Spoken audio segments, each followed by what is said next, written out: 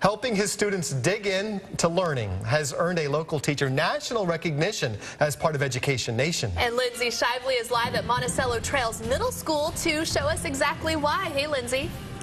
Hey, good morning. We've gotten bits and pieces, literally, of why this guy's classroom is so cool. He's being featured on Education Nation, which is this huge initiative by NBC to try to get a conversation going across the country with educators, with lawmakers, with students, with everybody about what needs to change in our nation's education system and what people are doing right. And this teacher, Keil Hileman, is apparently doing something right, Kyle.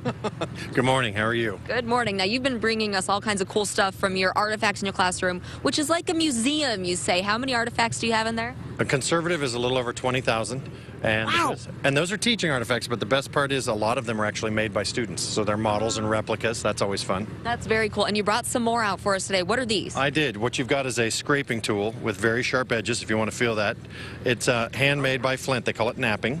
And then they whack it and smack it with either another rock or an antler, and it makes a scraping tool used for cleaning the hides. How old do you think that is? No one will know. When they say prehistoric, it's a wonderful word for, thousands of years, hundreds of years, nobody knows. Probably Native American.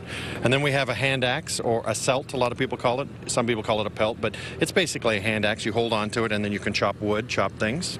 And then my personal favorite, here, I'm going to have you hold that up. Yes. Now that is a piece of obsidian, so it's black volcanic glass. And my favorite is the ash is actually from the prehistoric volcano. And so that ash got melted into it. But if I light it up just right, it'll become a gem. So maybe the audience back home can see that. That's one of my students' favorites. That's so beautiful. Yeah. So do you see their eyes light up when they realize, do they ever really grasp how old thousands of years is? It's hard for them. And I do hands. I say this is a hand story, so I'll say, you're this old. I'm just a little bit older. And then I'll show this is so big that I'd have to hold my hands out wider than the school. That helps them with timelines, but their story. So this little piece of glass, if we chip it off, it creates an edge that at this point in human history is the sharpest edge known to man. Wow. Sharper than a laser, sharper than a scalpel, sharp enough to get certain teachers removed from an airplane when they bring an artifact back from Mexico. And you're a lot longer than us. So what do you think about all this attention that's being given to you? I think it's great that we're looking at schools and saying, hey, something's being done right, and also asking the questions, what can we do to become better? Yeah. But teaching and education, it is probably one of the most important, if not the most important, and I am slightly biased, because you literally do hold the future in your hands, and long after you and I are gone, what is happening in this school today will have lasting impacts. So if we're doing it right, great things happen. I'm glad to be sharing that. We're glad that you're here doing it right?